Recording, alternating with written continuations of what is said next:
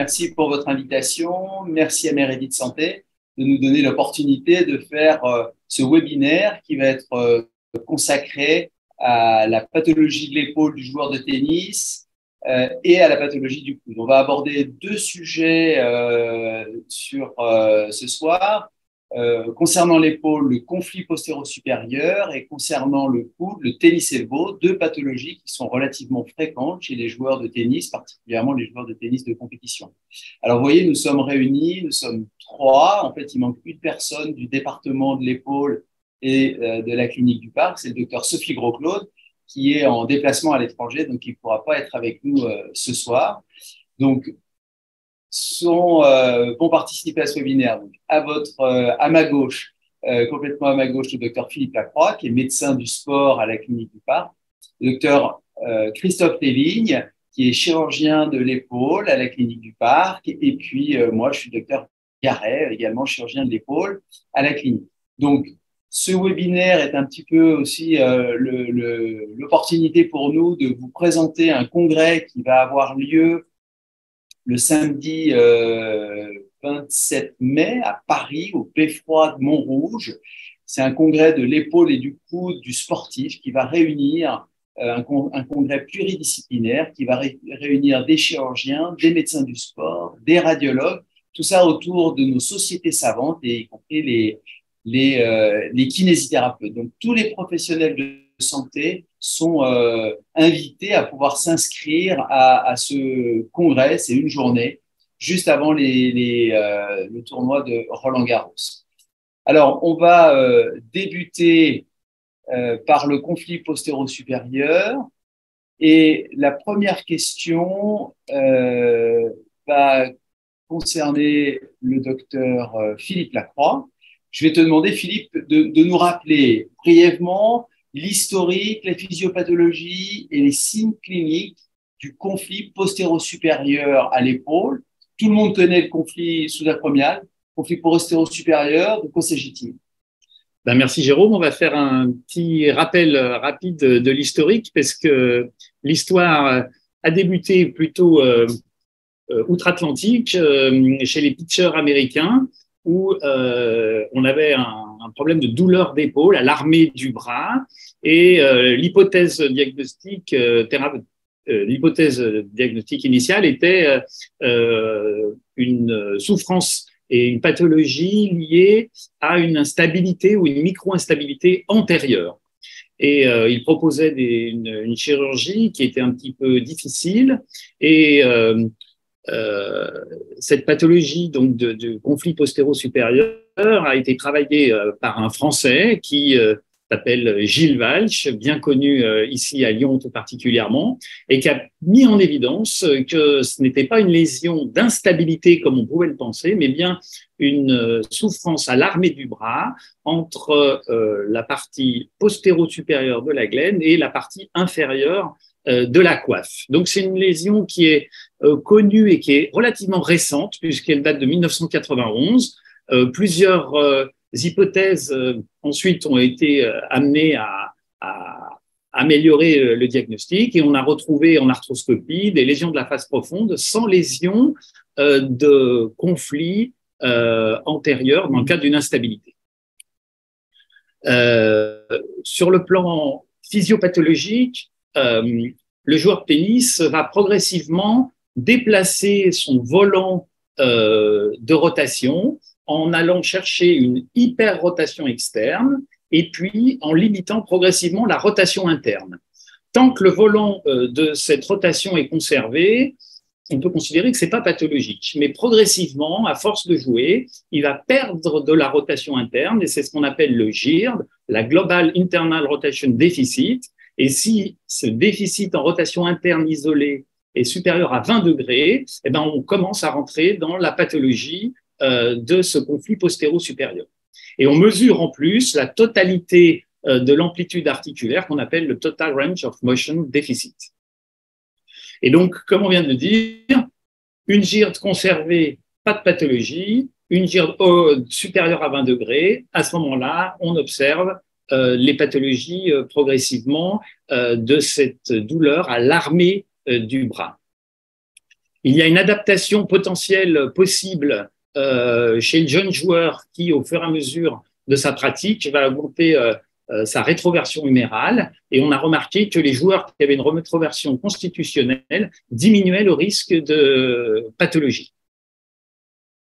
Alors, l'examen clinique, il reste assez simple parce que c'est une épaule douloureuse qui ne survient pas dans un cadre traumatique, ce qui, par définition, élimine le risque d'instabilité et de luxation.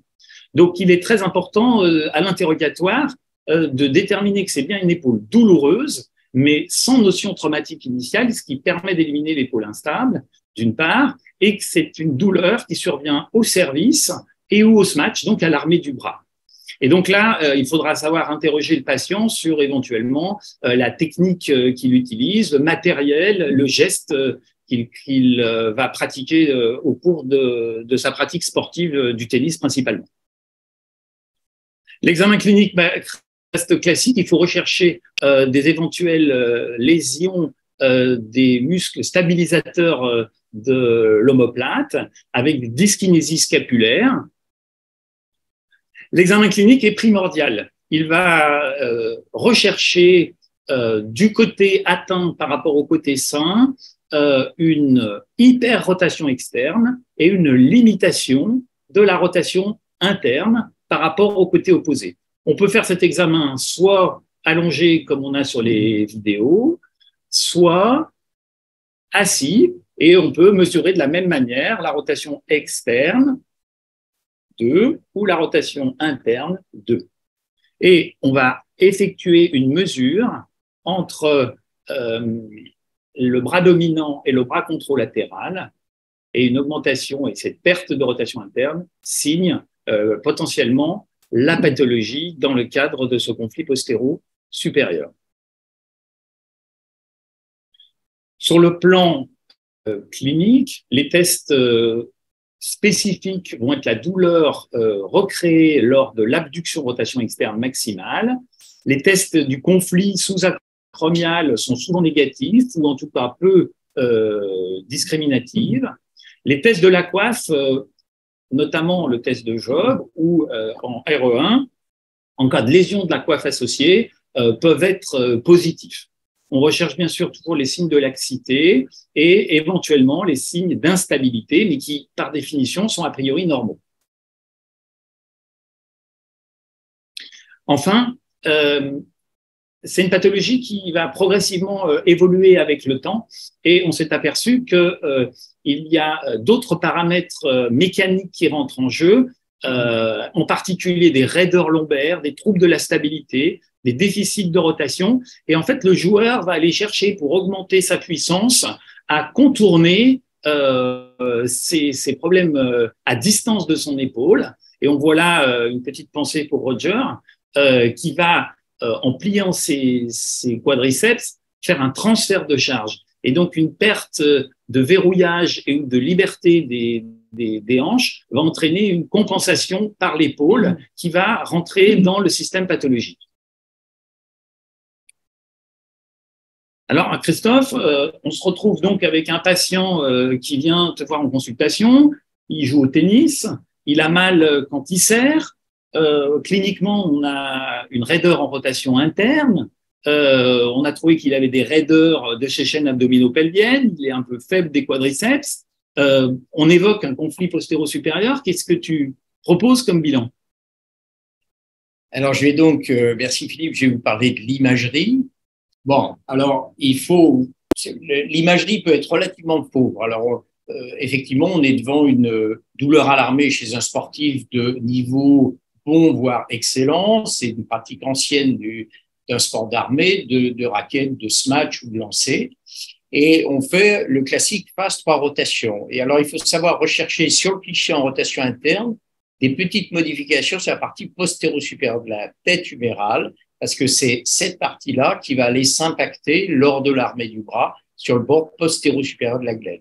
Alors, on peut avoir, comme chez c'était une joueuse de volley, des petites géodes ici. Il faut craindre déjà une petite lésion de la face profonde du sulépineux. Et puis, surtout, il faut savoir rechercher ce type d'encoche qui ressemblent aux encoches de l'instabilité antérieure, l'encoche de Hill-Sachs ou Malgaigne, mais ces encoches du conflit glénoïdien postérieur sont beaucoup plus arrondies. Il y a un aspect un petit peu grignoté de la partie postéro-supérieure de la tête humérale, et il faut absolument regarder ça sur les clichés en rotation interne, sinon vous risquez de passer à côté. Et deuxième, sur le plan radiographique, deuxième signe qu'il faut rechercher, c'est les anomalies du bord postérieur de la glène. Alors, c'est évidemment en comparatif qu'il faut regarder. Et vous voyez que par rapport à ce côté non dominant, le côté qui smatch ou qui lance présente cette espèce d'hyperostose qui peut prendre différents aspects, comme on va le voir sur l'arthroscanner. Parce que l'arthroscanner, c'est le deuxième examen qu'on va demander dans ce tableau clinique. Mieux qu'une IRM parce que on va dépister une petite rupture partielle de la face profonde. Au départ, dans cette pathologie, ça commence par une tendinopathie simple, et puis petit à petit, à force sur des milliers de cycles, ça peut véritablement créer une petite brèche à la face profonde du sus-épineux, avec ce passage du produit de contraste, vous voyez, qui rentre dans l'insertion du sus-épineux. Et sur les coupes scanner, eh bien, vous allez chercher les lésions en miroir avec cette hyperostose. C'est le même patient qu'on a vu juste avant sur le cliché de Bernageau. Vous voyez cette hyperostose du bord postérieur de la glène avec l'encoche ici du bord postérieur de la tête humérale qui est beaucoup plus arrondie, beaucoup plus grignotée qu'une encoche de Hill-Sachs où là, il y a vraiment un coup de hache avec une ligne verticale sur les radios. Ce qui est intéressant, c'est de regarder aussi les reconstructions sagittales parce que vous pouvez avoir justement une notion de l'étendue en hauteur. Ici, entre 2 heures et 5 heures, vous avez ce rempart osseux. Alors, ce sont des signes sur lesquels on n'avait pas trop insisté dans les années 80-90. Et dans les années 90, on s'est plus intéressé à cette partie-là. Alors, vous voyez donc ces aspects d'éperon, on ne les voit que si on les cherche. C'est-à-dire que pendant des années, on n'avait pas remarqué qu'il y avait des anomalies comme ça osseuses sur lesquelles pouvait s'impacter la face profonde du sus-épineux. Et c'est la théorie de Gilles Walch, ce conflit postéro-supérieur, et d'autant plus que le bord postérieur est saillant. Alors, des aspects en spicule comme ça, ou ici un éperon qui est un peu en dehors, là, l'incrustation mange un peu le cliché. Alors, voilà ce que ça donne sur le Bernageau. Bien, il faut savoir bien demander ces clichés de Bernageau pour voir cet éperon. Ça, c'était un des premiers cas de glénoïdoplastie postérieure. Et vous voyez juste ça pour vous montrer la correspondance sur les reconstructions sagittales de la coupe horizontale ici, de cette ossification, avec l'étendue de l'ossification. Là, vous voyez, sur l'IRM, on voit moins bien, mais on voit quand même qu'il y a des petites choses, ou cet aspect de double contour qui correspond à cet éperon. Alors, voyons maintenant le traitement et je vais repasser la parole à Philippe pour le traitement médical et je reprendrai la parole pour le traitement chirurgical. Donc là, on va passer à nouveau sur ton diaporama. Il faut être vif. C'est intéressant, merci tous les deux. Alors Philippe, de nous avoir présenté la physiopathologie, l'historique et finalement cette petite pas rivalité, mais cette progression dans la connaissance de la pathologie entre notamment les Américains qui sont souvent confrontés à ça, puis finalement de dire que cette pathologie a été découverte et décrite par Gilles Walch, et puis l'imagerie, et on verra après le traitement chirurgical décrit par Christophe Lévin. Donc on peut avoir une idée, il en a parlé de la glénoïdoplastie postérieure qui est l'aboutissement d'une parfaite analyse du bilan radiologique qui nous l'a montré. Faut dire, je crois, c'est important, c'est l'épidémiologie, c'est que c'est une pathologie qui touche, c'est pas quelques joueurs, c'est beaucoup de joueurs qui jouent en compétition, et on estime entre 20 et 50% des joueurs d'armée au-dessus du bras, au-dessus de l'épaule, qui peuvent avoir des douleurs chroniques de l'épaule liées à un conflit postérieur. Donc, on ne trouve que ce qu'on cherche, mais ce sont des pathologies. Finalement, c'est une pathologie qui n'est pas si rare, qui est assez fréquente chez les gens qui font de la compétition. Effectivement. Alors, le traitement médical,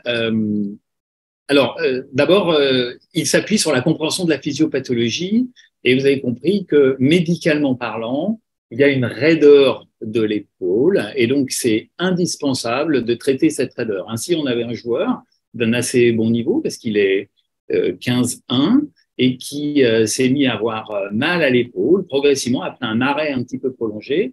Et alors, on voit que sur son volant de rotation, entre cette diapo-là et cette diapo-là, une perte de la rotation interne par rapport à l'autre côté.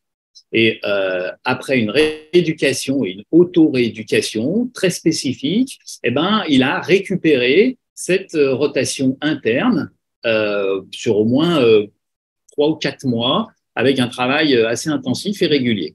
Donc, c'est la première condition, absolument. Il faut récupérer les amplitudes articulaires parce que même si on fait une glénoplastie ou même si on discutait de chirurgie, tant que les amplitudes articulaires ne sont pas symétriques, il faut faire ce travail de rééducation.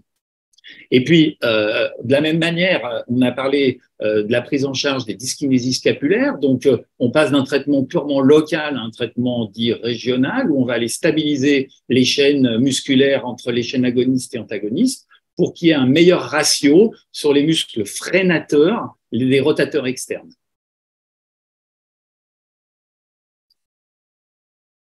Donc, de la même manière, en rééducation, on va aller chercher à étirer les chaînes antérieures, en particulier petit pectoral, et étirer la capsule postérieure en renforçant la balance musculaire en travaillant en chaîne fermée puis ouverte avec le patient.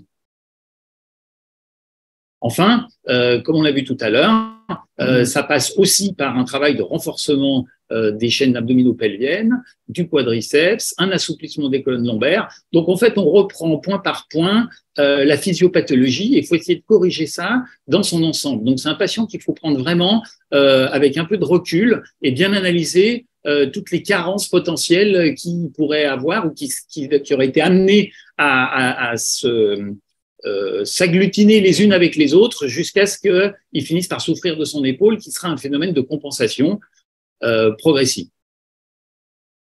Alors, malheureusement, notre patient, on l'a fait le diagnostic, on a bien récupéré sur le plan des amplitudes, on l'a bien rééduqué, il continue d'avoir mal. Christophe, est-ce que tu as une solution chirurgicale à nous proposer?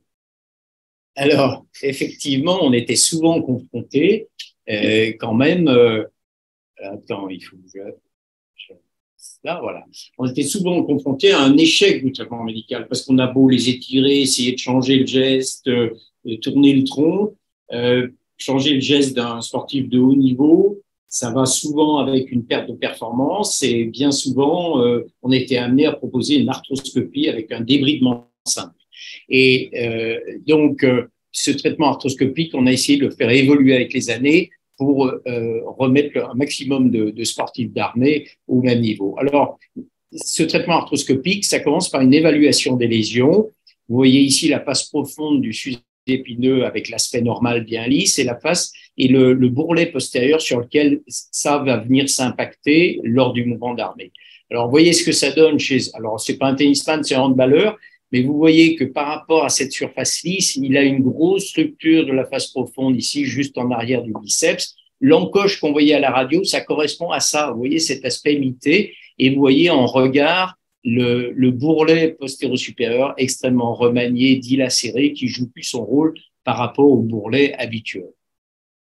Alors, sous arthroscopie, on va évaluer justement ce qui se passe en position d'armée. Donc, on place le bras en position d'armée et vous voyez que la face profonde du fuseau épineux vient littéralement s'impacter sur le bord postérieur de la glène avec justement la mise en évidence de cette hyperostose, comme s'il y avait un espèce de cercle vicieux où plus ça tape, plus il y a une réaction osseuse de reconstruction, de défense, et plus il y a cette réaction osseuse, et plus évidemment c'est conflictuel.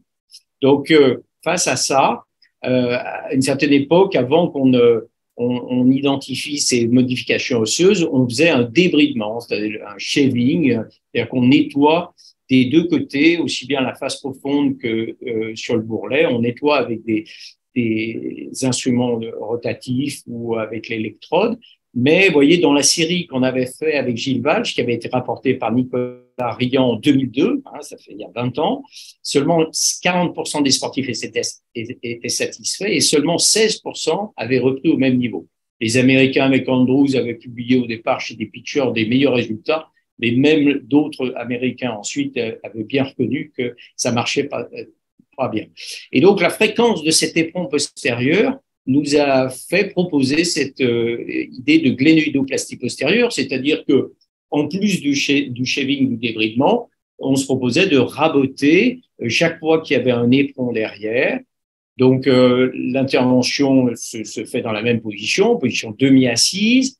L'idée, c'est de rentrer des instruments juste en arrière du biceps. On vérifie qu'on a bien la bonne direction. Vous voyez ici, avec cette aiguille, on palpe.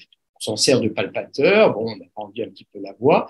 Et on va nettoyer le cheveu. Alors, c'est toujours un petit peu... on dit, oh, ben, le bourrelet, il ne doit pas servir à grand-chose si on se permet de le nettoyer comme ça. Mais vu l'état dans lequel il est, dans les années 90, on s'est dit, de toute façon, ça n'expose à rien d'enlever ce bourrelet dilacéré. Et vous voyez qu'on arrive à mettre en évidence l'éperon comme ça. On fait un shaving également de la face profonde de l'insertion du sus-épineux. Et on continue l'intervention par la mise en évidence de cet éperon avec l'électrocoagulation. Vous voyez que là, on est sur l'équateur de la glène, mais ça peut descendre très bas. Et c'est justement l'idée qu'on peut avoir sur les reconstructions sagittales. C'est-à-dire que vous voyez que l'éperon, il descend très bas. C'est donc un conflit postéro-supérieur, mais aussi postéro-postérieur à l'équateur. Avec ça, on fait une capsulotomie postérieure. Alors, avec l'électrode, on va couper la capsule au ras de l'éperon, parce que, comme vous l'a dit Philippe, il y a une rétraction de la capsule postérieure qui entraîne cette limitation de la rotation interne. Et on finit par la glénoplastie, la glénoïdoplastie, donc avec une fraise. Il suffit de raboter, comme on le fait sur les acromions avec les acromioplasties. La technique consistait à raboter, à retrouver une glène plane.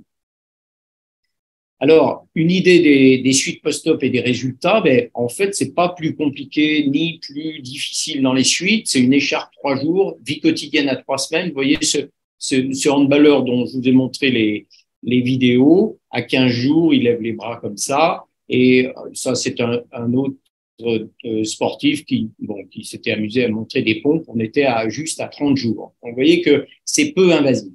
La série qu'on avait publiée en 2012 avec toute l'équipe, sur 27 cas consécutifs, c'était les premiers cas de cette série, montrait qu'il n'y a pas eu de complications, il n'y a pas eu d'arthrose. À un moment, on avait un petit peu peur sur ce genre d'exemple ici, mais vous voyez que 6 ans après, il n'y a absolument aucun ostéophyte.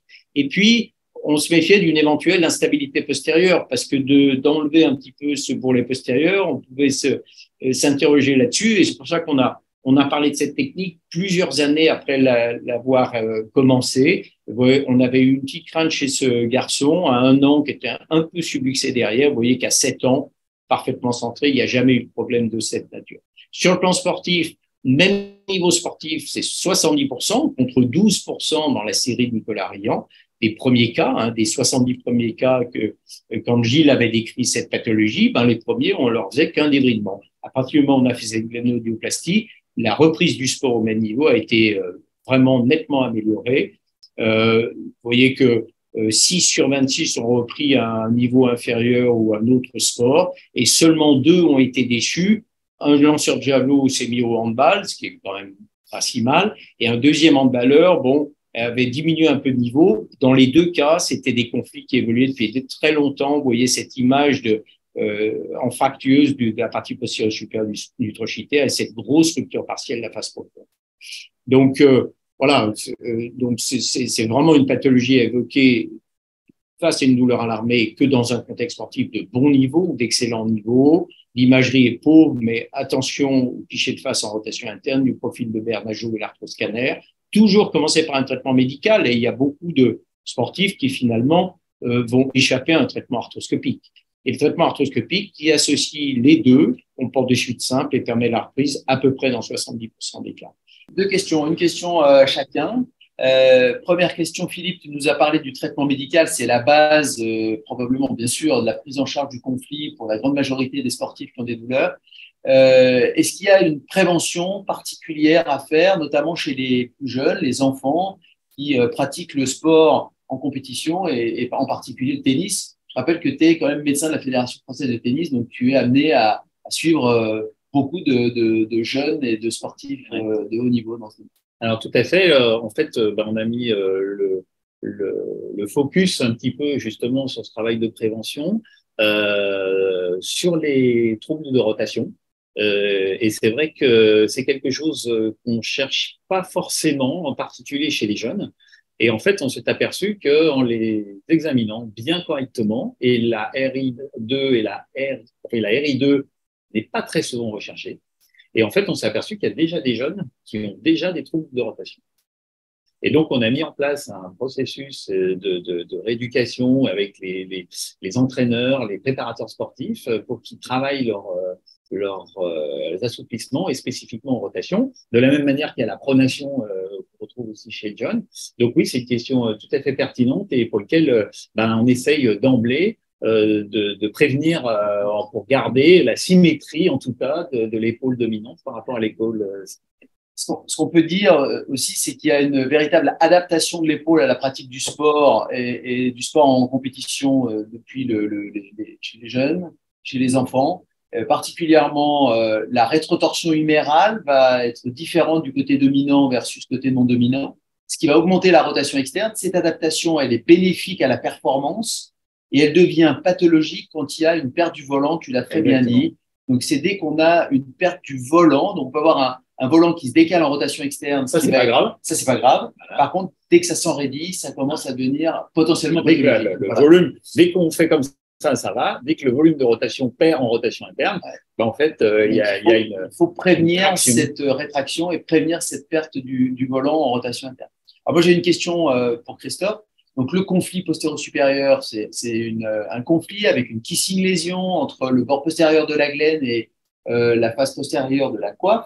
Donc, merci d'avoir décrit, parce que c'est toi qui a décrit cette technique de glénoïdoplastie postérieure. C'était audacieux quand même d'aller réséquer le bourrelet postérieur et d'aller réséquer l'éperon osseux. Je l'ai éprouvé sur des patients, ça marche remarquablement bien.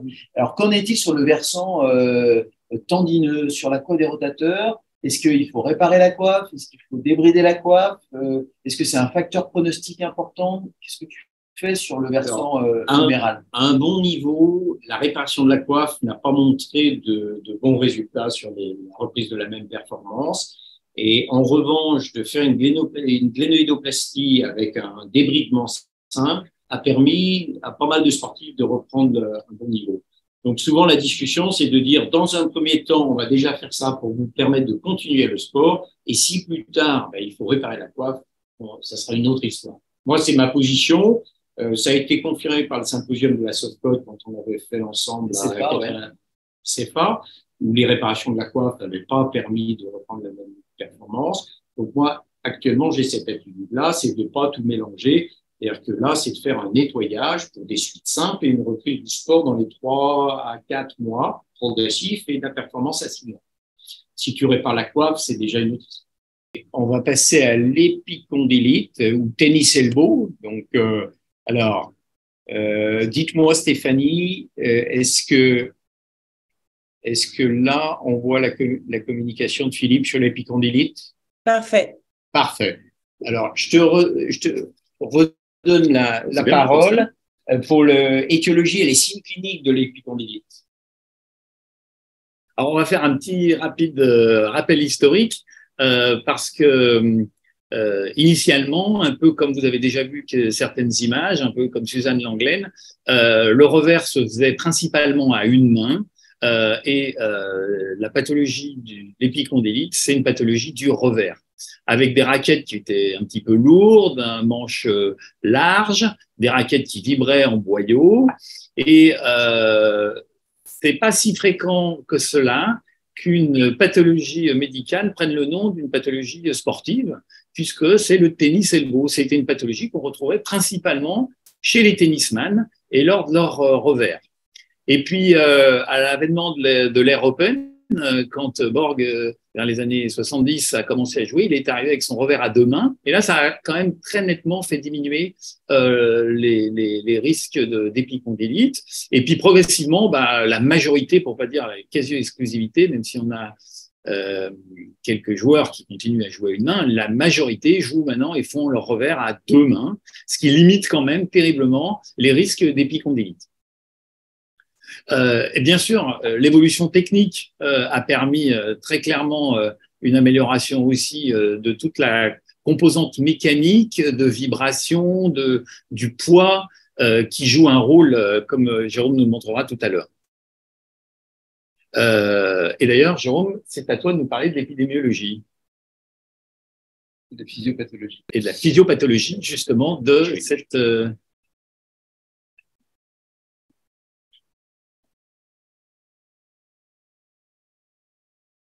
Alors, quelle est la physiopathologie de l'épicondylite ou tennis elbow? C'est avant tout une atteinte du tendon, et c'est pas une tendinite, c'est pas une inflammation, c'est une tendinose. Et quel est le tendon qui est touché? C'est le premier radial ou extenseur carpi radialis brevis. Donc, l'extenseur commun des doigts ici et le CRB, extenseur carpi radialis brevis, sont les tendons qui sont touchés par le tennis elbow, où on va voir des micro-déchirures, une prolifération angioblastique et une dégénérescence mucoïde. Mais il n'y a pas de processus inflammatoire dans le tennis elbow et l'épicondyle. On voit ici sur une coupe, ici l'épicondyle, le condyle latéral, l'épicondyle latéral, la tête radiale, le cartilage. Ici, vous avez la capsule articulaire. Ici, vous avez les tendons, donc le CRB, l'extenseur commun des doigts. Vous avez une pathologie tendinose qui est localisée ici. Et puis, on peut avoir associé une anthésopathie d'insertion, c'est-à-dire une atteinte au niveau de l'accroche du tendon sur l'os à cet endroit. Et ces lésions peuvent être associées.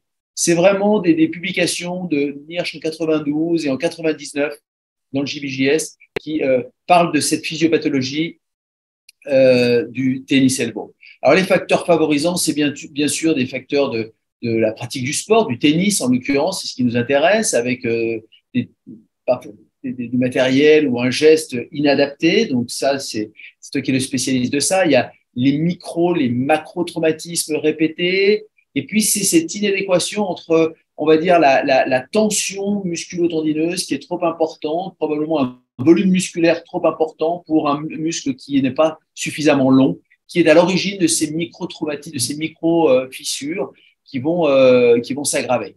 Alors, les pathologies inflammatoires comme la polyarthrite rhumatoïde ou les spondylarthrites ankylosantes sont des facteurs favorisants. On sait qu'il y a aussi l'influence parfois des fluoroquinolones, des antibiotiques et des statines. L'hypoxie tissulaire peut avoir un rôle favorisant. Le tabac ne favorise pas et est un facteur favorisant de l'épicondylite. On peut avoir associé à cette pathologie tendineuse une atteinte du nerf et de la branche motrice du nerf radial qui passe sous l'arcade de Froese. L'arcade de Froese sépare le cours supinateur avec un faisceau superficiel, un faisceau profond. Cette arcade de Froese peut parfois être aponévrotique et peut représenter une zone de compression pour la branche motrice du nerf radial avec une symptomatologie d'épicondylalgie où là, le patient va décrire plutôt des paresthésies, un engourdissement qui irradie à la face dorsale du poignet et de la main. Ça peut être associé à l'épicondylose. J'ai changé le terme, mais je ne parle plus d'épicondylite vraiment. On peut avoir parfois, et c'est un diagnostic aussi différentiel, une atteinte du compartiment huméro-radial. Alors bien sûr, quand on a une arthrose très sévère, comme c'est le cas ici, on a une atteinte qui peut être responsable d'une épicondylalgie latérale, mais on peut avoir de temps en temps une frange synoviale qui s'incarcère dans l'articulation entre l'humérus et la tête radiale et qui peut participer à des épicondylalgies. Enfin, et je ne vais pas trop le développer là, mais on va en parler beaucoup au symposium du 27 mai à Paris, c'est les instabilités postéro-latérales huméro-radiales et ces micro-instabilités du coude. Et là, on aura le professeur Mansat, qui est vraiment une référence nationale, internationale de la pathologie du coude, qui viendra nous parler de ces instabilités postéro-latérales huméro-radiales, mais qui peuvent être des causes. Alors, je vais peut-être tout de suite enchaîner sur le bilan d'imagerie et la radio, elle est peu informative, mais enfin, on va quand même rechercher des ossifications, des signes d'anthésopathie, c'est-à-dire des irrégularités à la face latérale de l'épicondyle latéral du coude. L'examen roi, c'est incontestablement l'échographie. Alors là, je crois que c'est vraiment l'examen qui permet de tester, d'évaluer au mieux le tendon, l'articulation, l'os. On va rechercher des plages hypoéchogènes de tendinose, on va rechercher des lésions de rupture partielle profonde de tendons ECRB et l'extenseur commun des doigts. Et puis enfin, je crois qu'on ne peut pas envisager, notamment si on devait envisager une solution chirurgicale, qui est vraiment toujours des solutions de très dernier recours, il faut faire des IRM, et là en séquence T2 et en T1, mais en T2 façade, on voit ici du liquide en intratendineux, témoin d'une rupture intratendineuse, on voit des ruptures, on voit des signes de tendinopathie, donc l'IRM et également l'examen roi, donc tout ça sera abordé le 27 mai par des radiologues qui nous feront un bilan d'imagerie extrêmement complet, à la fois échographique et bien sûr IRM. Donc, la question, c'est le traitement, avant tout le traitement médical. Il y a énormément de choses qui sont abordées dans le traitement de l'épicondylite. Donc, qu'en est-il, Philippe, du traitement médical de l'épicondylite? Alors, je vais revenir juste un petit peu avant le traitement à l'examen clinique. De manière à être sûr. Alors, c'est très intéressant ce que tu as dit parce que tu as fait un éventail tout à fait intéressant et on va insister sur trois choses. D'abord, la palpation, c'est une douleur de l'épicondyle sur la face latérale du coude. Et elle est à prendre en considération parce qu'elle est très différente de la palpation de l'arcade de Froese qui est, en fonction des patients, mais environ 3 cm. Alors, les chirurgiens nous diront plus précisément, mais environ 3 cm en distal de cette épicondylite et qui crée une douleur très spécifique et un peu différente de la douleur de l'épicondyle pure. Et puis, enfin, la palpation des masses musculaires qui est souvent douloureuse par effectivement une contraction musculaire. J'insiste sur la deuxième chose, et ça, c'est fondamental parce qu'on le voit trop souvent, c'est la mobilité. Pour la même chose et dans le même esprit que pour l'épaule, les gens ont une douleur à l'épicondyle, au niveau de l'épicondyle, pardon, lors de la mise en tension et de l'extension du coude. Il est indispensable que le patient ait la même mobilité en extension à droite comme à gauche. Ça peut être douloureux, mais il n'y a pas de raison de ne pas pouvoir aller à l'extension complète. Et puis, troisième chose, le test dynamique, on a une douleur à l'extension contrariée du poignet, puisque on nous a montré que c'était des releveurs des doigts, en particulier du majeur. Donc, extension contrariée du poignet, des doigts, et de la supination contrariée qui va déclencher les douleurs, alors que la pronation contrariée ne fait pas mal. Donc, l'examen clinique, on se retrouve avec une douleur latérale, avec des tests dynamiques positifs. Et puis, justement, là, on est sûr du diagnostic. On a fait une radio. Alors, la radio, elle est importante parce qu'elle permet de voir les calcifications qui peuvent avoir un intérêt sur les indications du traitement après. Donc, nous, personnellement, ici à la clinique, on fait radio-échographie pour faire le bilan radiologique et échographique de la lésion. Alors, les traitements, beaucoup sont proposés. Globalement, et on l'a tous vécu au quotidien dans notre pratique, faible efficacité. On met au repos, on prend des anti-inflammatoires, ça marche éventuellement et pas toujours. La physiothérapie. Aujourd'hui, clairement, on fait plus d'infiltration dans ces lésions parce que, Jérôme l'a expliqué, on n'est pas dans un vrai processus inflammatoire et on a surtout des effets secondaires potentiels et surtout un effet rebond, c'est-à-dire que c'est souvent le miracle pendant 2-3 mois et hop, après ça récidive et de manière beaucoup plus importante. Ensuite, il y a les manœuvres extérieures qui apportent du confort mais qui ne guérissent pas. Et progressivement, depuis maintenant 5 à 7 ans, sur le plan médical, les PRP ont pris de plus en plus de place pour la prise en charge médicale de cette pathologie de l'épicondyle. Donc, on va se concentrer un petit peu plus sur les PRP. qui est l'abréviation d'un plasma riche en plaquettes, pour lequel c'est en pleine expansion et on l'utilise aujourd'hui pour un nombre de pathologies faramineuses. Ça peut être en dentaire, en chirurgie esthétique, sur le plan médical, orthopédique. Et donc, c'est un petit peu difficile pour l'instant de s'y retrouver pour valider une efficacité parce que les protocoles sont très différents. En effet, le principe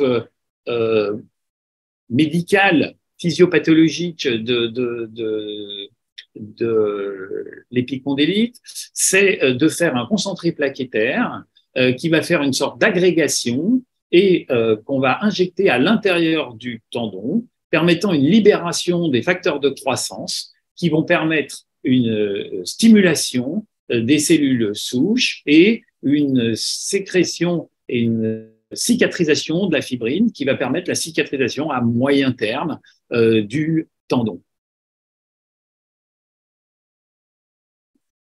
Il est indispensable pour pouvoir faire des PRP qu'il y ait une échographie et éliminer les diagnostics différentiels, comme l'a évoqué Jérôme, que ce soit une pathologie inflammatoire autre ou une pathologie canalaire de la branche postérieure du nerf radial.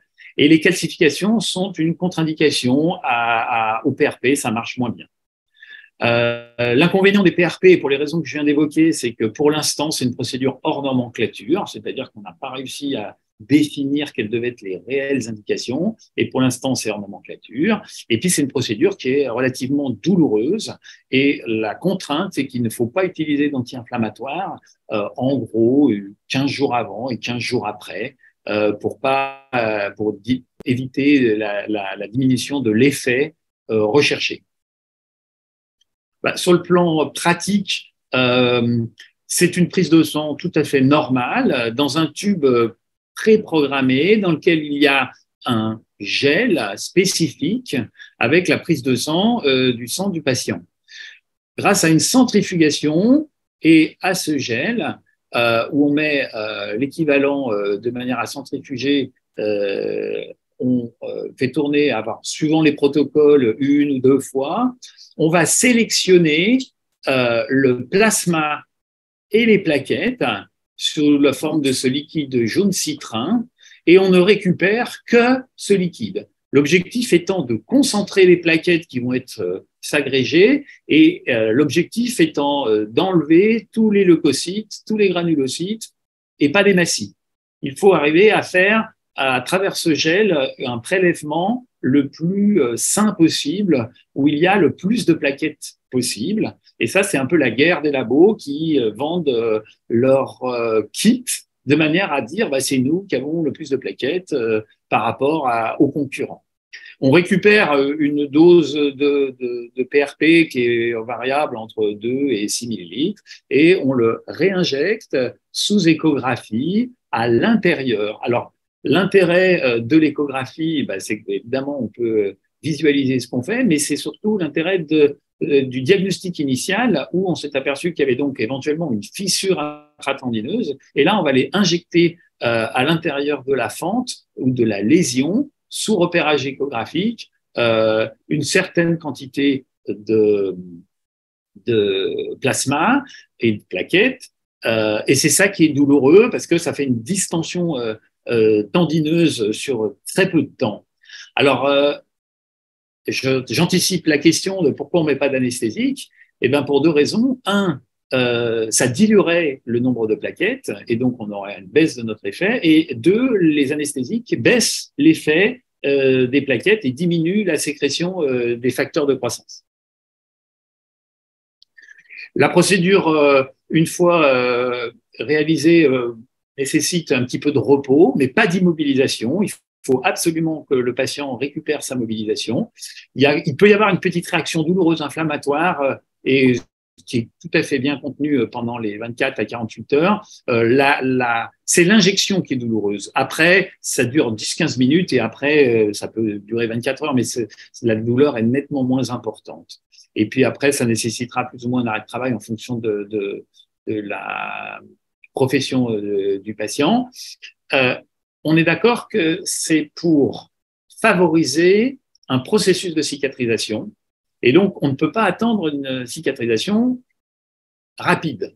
Et donc, on fait un contrôle échographique et clinique à 2 mois. Mais en tout cas, clairement, on a l'impression que dans les premières études qui sortent, on a diminué très clairement la durée d'indisponibilité parce que ça engendre quand même, soit chez le sportif, soit chez le travailleur, de longs arrêts de travail.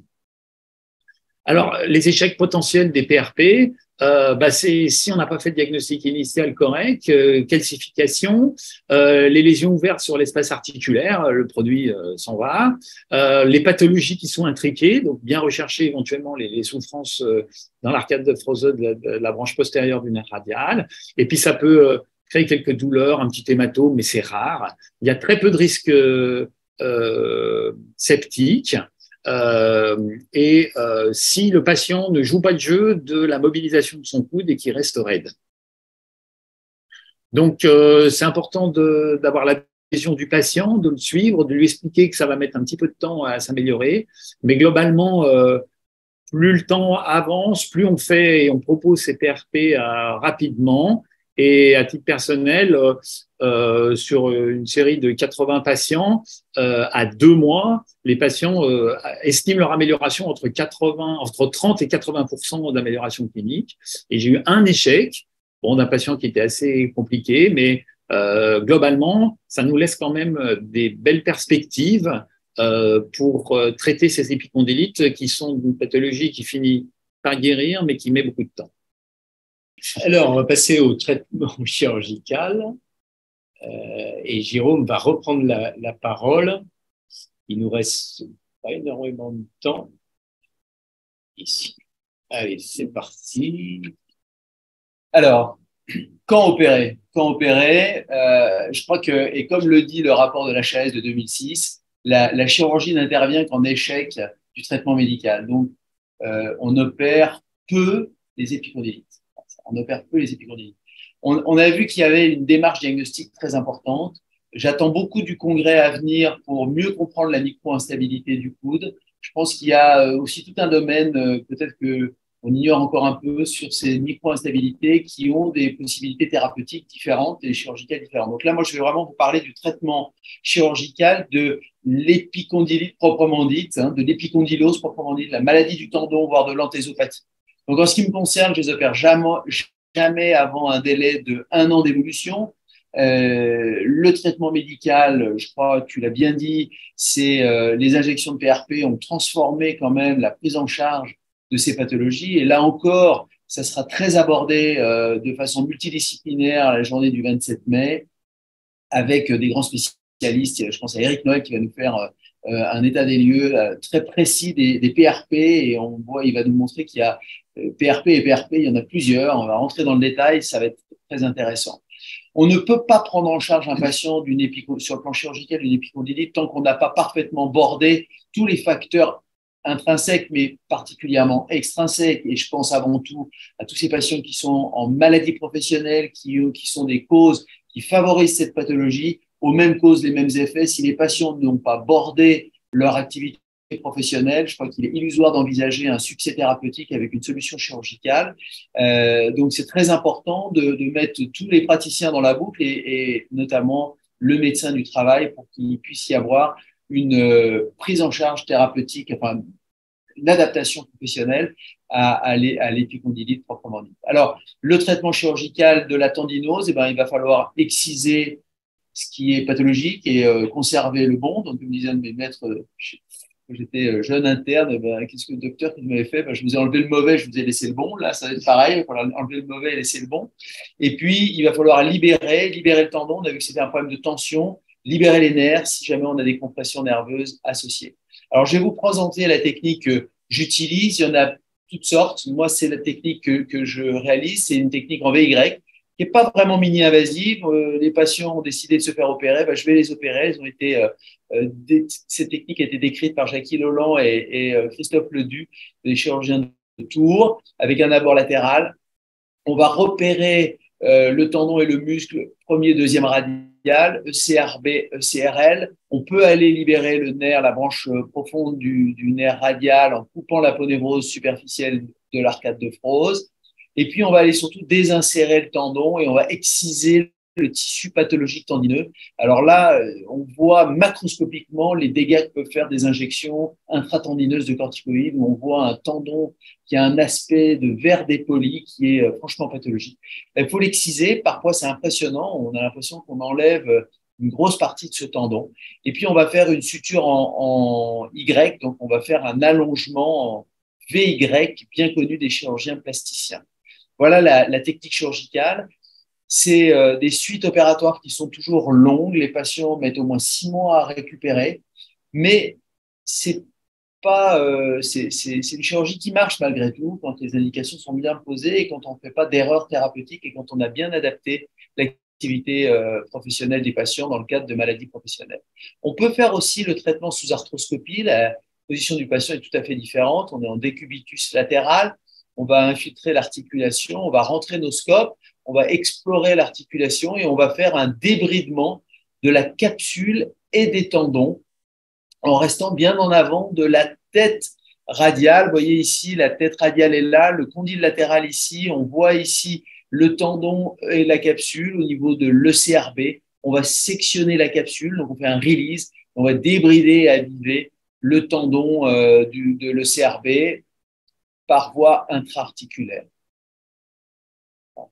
Alors, on peut faire, et ça ce sont des techniques qui se développent de plus en plus, des techniques sous échographie, qui sont des techniques percutanées, où on va aller sous contrôle échographique, désinsérer et aviver l'épicondyle latéral et désinsérer, donc détendre le tendon ECRB.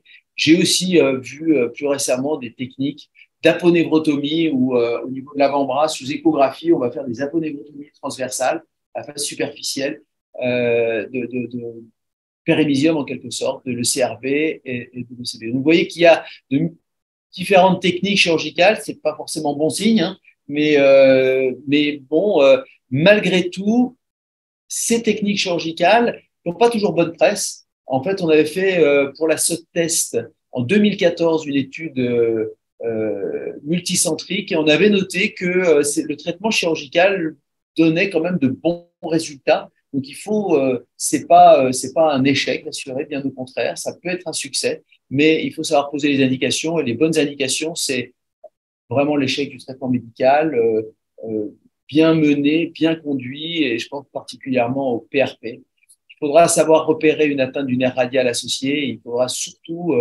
bien insister sur l'influence de l'activité professionnelle et l'adaptation professionnelle. Alors, sur cette dernière diapositive, je voudrais juste vous rappeler ce congrès, je vous en ai parlé. C'est le samedi 27 mai 2023. C'est au Beffroi de Montrouge à Paris. C'est un congrès multidisciplinaire qui va réunir des chirurgiens, des radiologues, des médecins du sport, des kinésithérapeutes, et des rhumatologues.